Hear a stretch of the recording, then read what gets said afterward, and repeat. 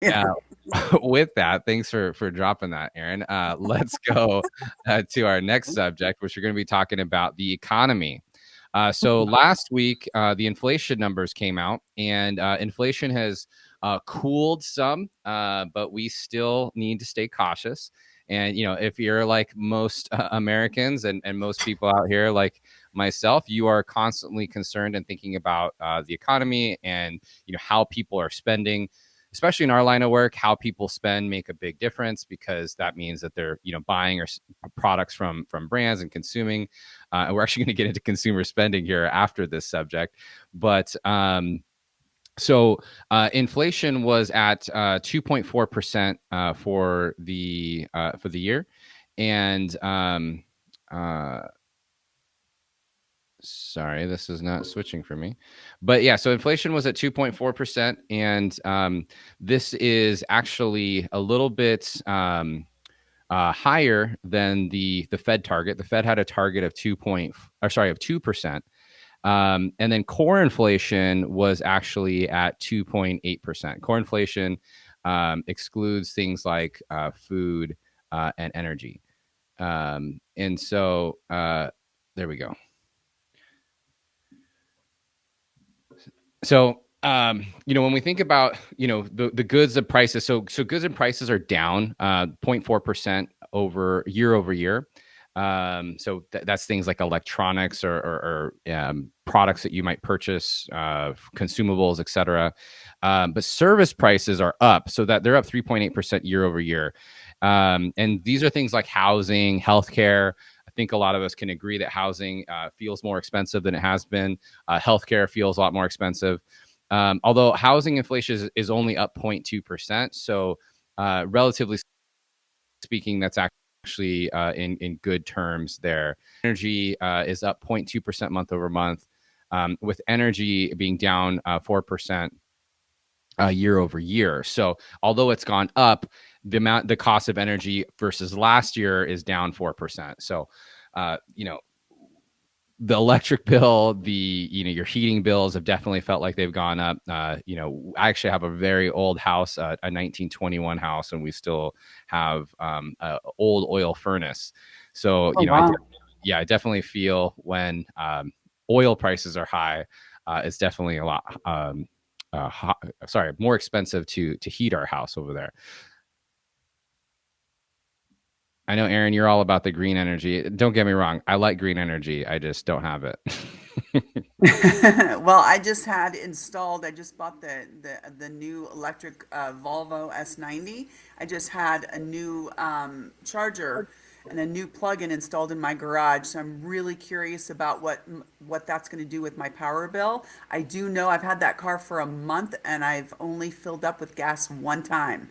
So it's a hybrid. So so That's far so crazy. good at the Only gas one. tank. Yeah. Yeah, only Yeah. one time with gas. It'll be One crazy time. though if you're electric. We'll have to update everybody on what Yeah. your electric bill actually ends up I'm being. really curious about what that looks like when I finally get that bill because I've been charging that car, for the last month. I'm not spending anything in gas, but I wonder what I'm spending in electricity to charge that car. Yeah, yeah, definitely. Well, with inflation, inflation and Fed kind of go hand in hand a little bit.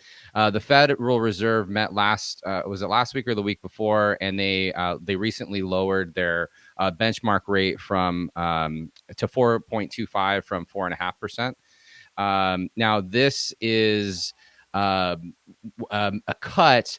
There were expected to be four cuts, I believe, by 2025, but it's looking like it's only going to be two cuts. One thing that is really interesting that we don't really highlight here in this graph, but so I actually started my career in the mortgage industry when I first graduated from school, and I remember mortgage interest rates being highly tied to the Fed funds rate.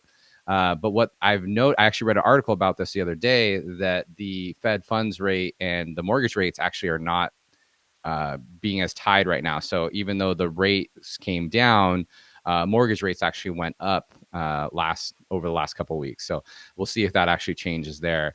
And then as far as what Jerome Powell has to say, he essentially is acknowledging the progress, but he's warning that inflation might remain high for a little while here. So, probably not time to be spending a bunch, although people did spend quite a bit more this holiday season. So we'll get into that here in just a second. And just some final thoughts.